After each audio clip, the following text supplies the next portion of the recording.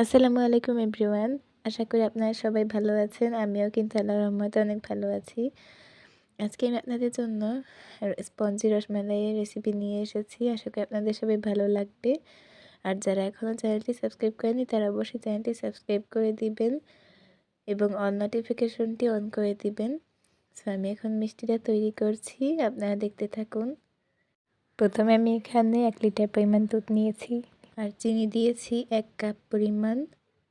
আর এখানে একটু ফ্লেভারের জন্য 2টো এলাচ থেতো করে দিয়েছি।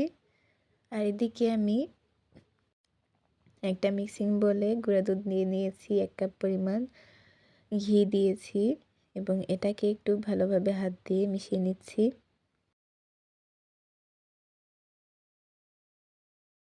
এবার একটা ডিম ভালো করে ফেটে নিয়ে এই গুঁড়া দুধের ভেতরে দিয়ে দিলাম আর হাত দিয়ে একদম ভালোভাবে মিশিয়ে নিচ্ছি।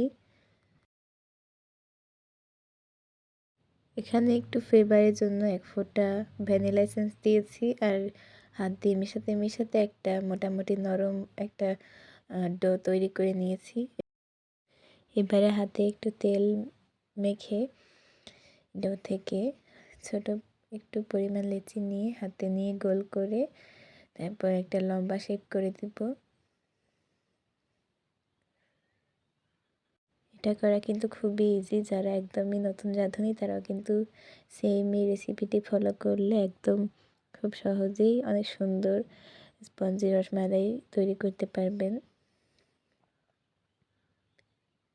আমি আপনাদের কয়েকটা তৈরি করে দেখাচ্ছি। ঠিক এইভাবে করে আপনারা তৈরি করবেন। এই যে আমার রসমালাইগুলো হয়ে গেছে তৈরি করা আর এদিকে আমার দুধের যেই মালাইটা সেটাও কিন্তু আমার তৈরি করা হয়ে গেছে। এই মালাইয়ের ভেতরে এবার আমি সবগুলো রসমালাই দিয়ে দিয়েছি।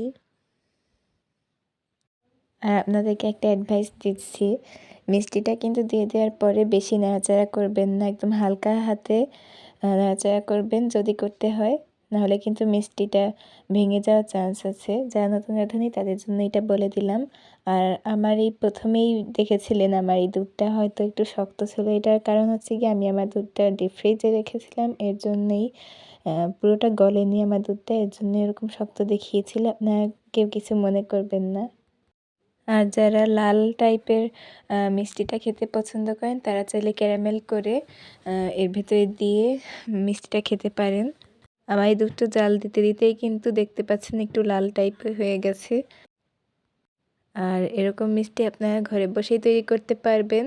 এখন থেকে আমার রেসিপিটি ফলো করলে আর বাইরে যাওয়ার কোনো দরকার নেই। বাইরের দোকানের মতো খুব সুন্দর রসমালাই এখন থেকে আপনারা বাসায় বানাতে পারবেন খুব সহজে। রসমালাইটা কিন্তু জাল হতে হতে এই পর্যায়ে চলে এসেছে। এই পর্যায়ে আমি একটু ঢাকনা দিয়ে ঢেকে দিয়েছিলাম, আবার উঠিয়ে নিয়েছি। আর দেখুন একদম ফুলে উঠেছে, ভেতরে কিন্তু রসটা ঢুকেছে ঠিকভাবে। আমি আপনাদের একটা কেটে দেখাচ্ছি, দেখতেই পাচ্ছেন চামচ দিয়ে হালকা একটু পুশ করার সাথে সাথেই কিন্তু মিষ্টিটা ভেঙে গেছে। আর দেখুন মিষ্টিটা কত স্পঞ্জি হয়েছে। এবার আমি ঢাকনা দিয়ে ঢেকে রেখে দিচ্ছি। চুলা বন্ধ করে আমি এবার এটা পরিবেশন করে নিয়েছি। দেখুন কতটা ফুলেছে, একদম রস ভেতরে ঢুকে একদম সুন্দর দেখতে লাগছে। আর কতটা স্পঞ্জি হয়েছে আপনারা কিন্তু দেখেই বুঝতে পারছেন, এখানে কিন্তু বলে দেওয়ার তেমন কিছুই নেই।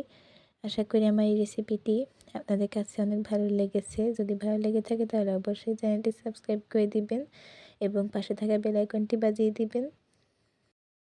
আর এই মিষ্টিটাকে কিন্তু চুলা অফ করে 1 থেকে 1.5 ঘন্টার মতো ভিজিয়ে রাখবে, এতে করে কিন্তু মিষ্টিটা আরও ফুলবে, আরও স্পঞ্জি হবে, খেতেও কিন্তু অসম্ভব মজাদার লাগবে। সো আজকে আর নয়, আজকে এখানেই বিদায় নিচ্ছি। পরবর্তীতে আপনাদের জন্য আরেকটি নতুন রেসিপি নিয়ে হাজির হব। ততক্ষণ পর্যন্ত আপনারা সবাই সুস্থ থাকবেন, ভালো থাকবেন। আল্লাহ হাফেজ।